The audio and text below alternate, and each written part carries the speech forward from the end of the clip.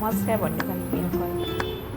মই বহুদিন হাতত দুখ পাই থকাৰ কাৰণে মই বছৰ একোৱেই কাম কৰিব পৰা নাছিলোঁ। মনটো যে ইমান বেয়া লাগি আছিল নহয়। সেয়ে ভাবিলোঁ আজি অলপকৈ আৰম্ভ কৰোঁ। কিছু গছডালত মই লোৱা টাবত গোটেই সিপাৰে বেৰি যাৰ ফলত হালধীয়া পাতবোৰ ওলাই আকৌ সেইটো মই কাটি থাকোঁ। সেয়ে ভাবিলোঁ আজি টাবৰ পৰা উলিয়াইছোঁ। গোটেই একদম যি শিপাবোৰ মই কাটি পেলাম।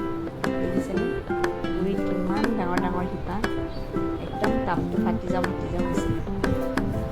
এতিয়া মই এইখিনি খুন্দি গোটেই শিপাবোৰ উলিয়াম।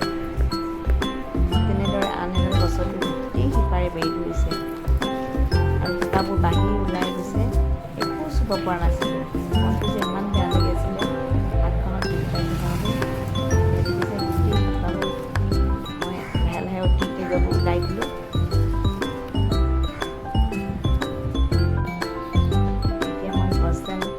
অকণমান দুভাগ কৰি লৈ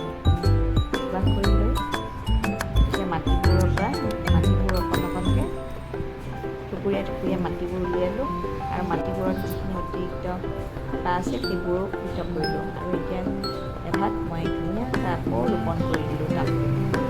গছডাল দেখিবলৈও ভাল লাগিছে, এতিয়া চাফা লাগিছে হয়নে? এনেকৈ কি সুন্দৰকৈ এতিয়া লহপহকৈ পাৰিব। ৰুই পেলাই অকণ পানী দি দিলোঁ ধুনীয়াকৈ। আৰু এই গছডালৰ অকণ গজালি যিবিলাক ওলাইছে